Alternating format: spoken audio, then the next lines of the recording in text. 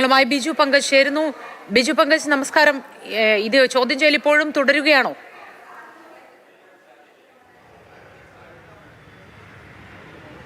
തീർച്ചയായും 11:10 സംവിധായകൻ രഞ്ജിത്ത് കൊച്ചിയിലെ IG പൂങ്കുഴലിയുടെ ഓഫീസിലേക്ക് എത്തിയത്.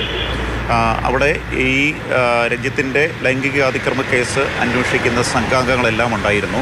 വളരെ അതീവ രഹസ്യമായിട്ടാണ് അദ്ദേഹം ഇവിടെ എത്തിയത്. കോഴിക്കോട് റെയിൽവേ സ്റ്റേഷൻ അദ്ദേഹത്തിൻ്റെ വാഹനത്തിൽ വന്നിറങ്ങി അദ്ദേഹം 11:10 പൂങ്കുഴലിയുടെ ഓഫീസിലേക്ക് പോയി. അതിനുശേഷം ഇപ്പോൾ ഏതാണ്ട് 2 മണിക്കൂറിലധികമായി അദ്ദേഹത്തെ ചോദ്യം ചെയ്തുകൊണ്ടിരിക്കുകയാണ്.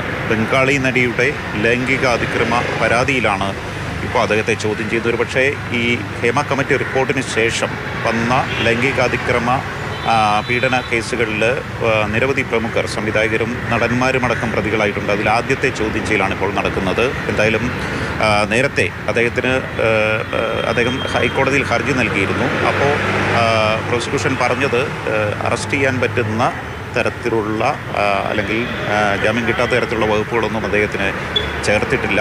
അതുകൊണ്ട് ആ കേസൊന്ന് ഹൈക്കോടതി തീർപ്പാക്കിയായിരുന്നു. അതിനുശേഷമാണ് അറസ്റ്റ് ഭീഷണി ഒഴിഞ്ഞതിനെ തുടർന്നാണ് അദ്ദേഹം ഇങ്ങോട്ട് വന്നത്. പക്ഷേ ഈ കേസിൽ വേണമെങ്കിൽ അദ്ദേഹത്തെ അറസ്റ്റ് ചെയ്യാം. അറസ്റ്റ് ചെയ്തതിന് ശേഷം വേണമെങ്കിൽ അദ്ദേഹത്തെ ജാമ്യത്തിൽ വിടുകയും ചെയ്യാം. എന്തായാലും ഈ കേസിൽ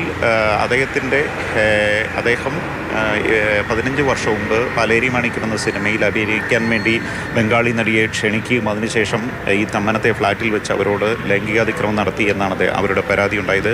ഈ കേസിലുള്ള പ്രധാന സാക്ഷികൾ, അതായത് ഡോക്യുമെൻ്ററി സംവിധായകൻ ജോഷി ജോസഫ് അടക്കമുള്ളവരിൽ നിന്ന് അന്വേഷണ സംഘം മൊഴിയെടുത്തിരുന്നു. അതിനുശേഷമാണ് ഇപ്പോൾ സംവിധായകൻ രഞ്ജിത്തിനെതിരെ ആ അന്വേഷണം നടക്കുകയും രഞ്ജിത്തിനെ ഇപ്പോൾ ചോദ്യം ചെയ്യുകയും ചെയ്തുകൊണ്ടിരിക്കുന്നത്. 2 മണിക്കൂറിലധികമായി എനിക്ക് സമീപത്തുള്ള IG പൂങ്കുഴലിയുടെ ഓഫീസിലാണ് ഇപ്പോൾ ചോദ്യം ചെയ്യൽ നടക്കുന്നത്. എന്തായാലും ചോദ്യം ചെയ്യൽ പുരോഗമിക്കുകയാണ്.